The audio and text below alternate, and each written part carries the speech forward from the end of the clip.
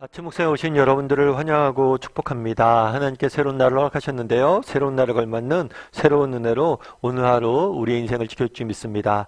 오늘은 부사렐과 오홀리압이란 제목을 가지고 출애굽기 31장 1절부터 11절까지 말씀을 좀 더 살펴봤으면 좋겠습니다. 1절부터 4절까지 말씀 같이 한번 읽어볼까요?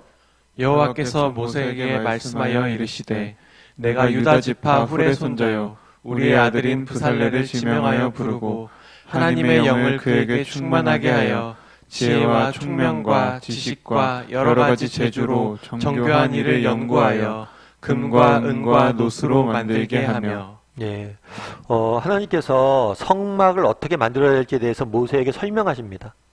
그런 다음에 이 성막을 누가 만들지에 대해서까지 다 지명해서 알려주세요. 그 누구는 누구냐면 부살렐이에요.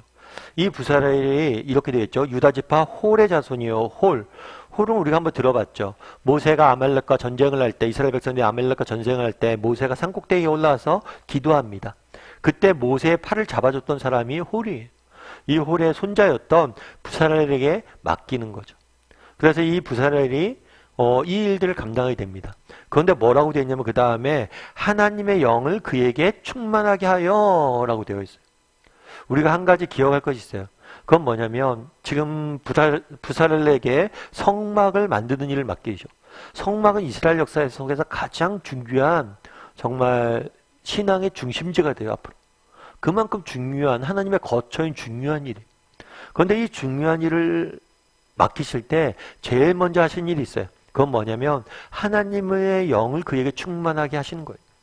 다르게 말하면 우리가 이 땅을 살면서 하나님께서 맡기신 일을 하든지 아니면 이 땅에서 우리가 삶을 살아갈 때 제일 중요한 게 있어요.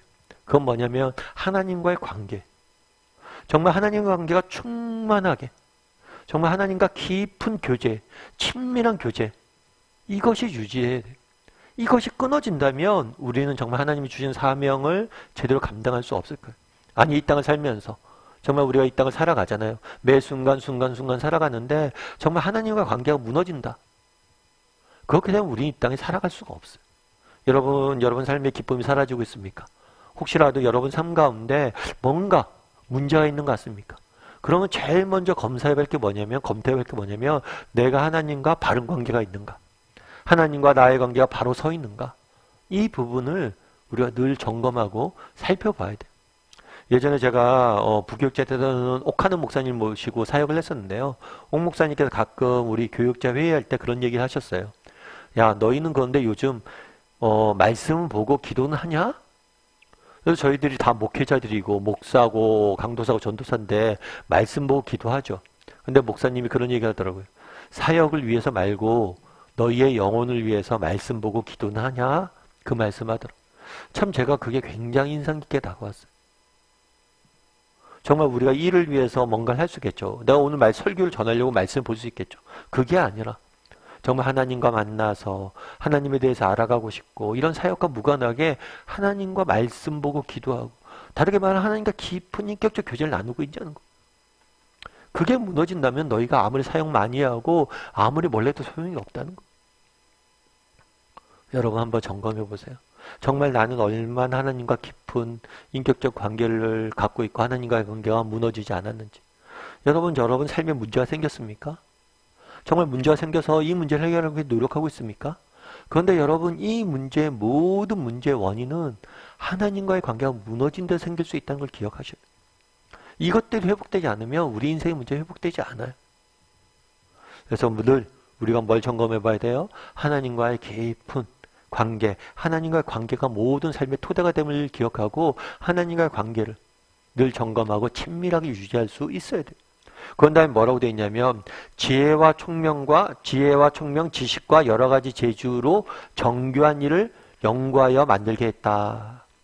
그러니까 뭐냐면 여러 가지 지능과 지식과 총명과 재주를 주시는 거죠. 우리가 여기서 한 가지 기억할 것이 있어요. 그건 뭐냐면 순서예요, 순서.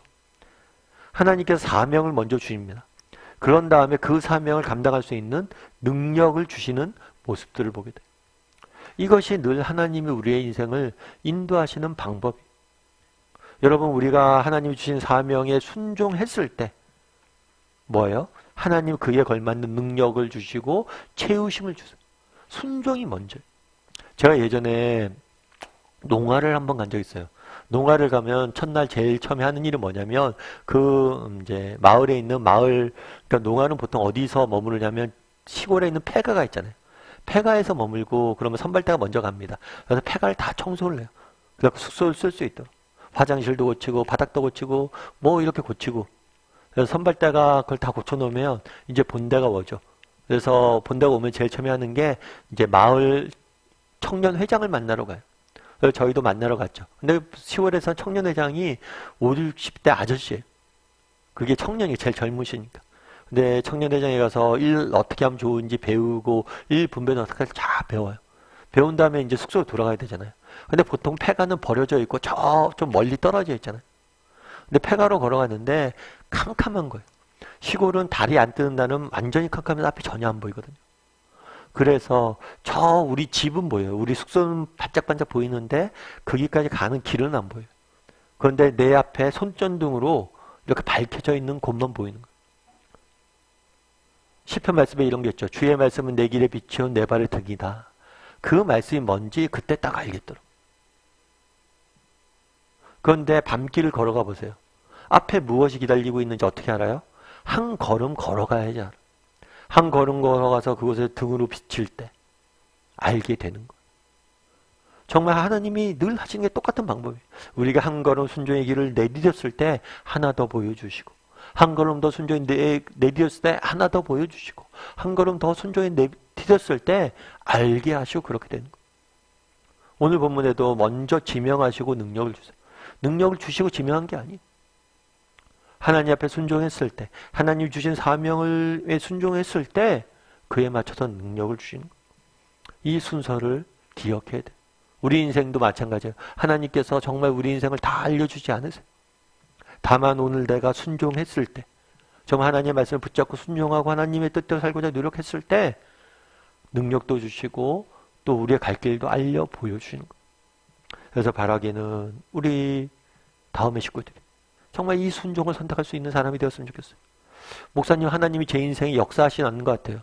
하나님께서 제 인생을 인도하지 않는 것 같아요. 하나님 제 인생의 길을 보여주지 않는 것 같아요. 아니요.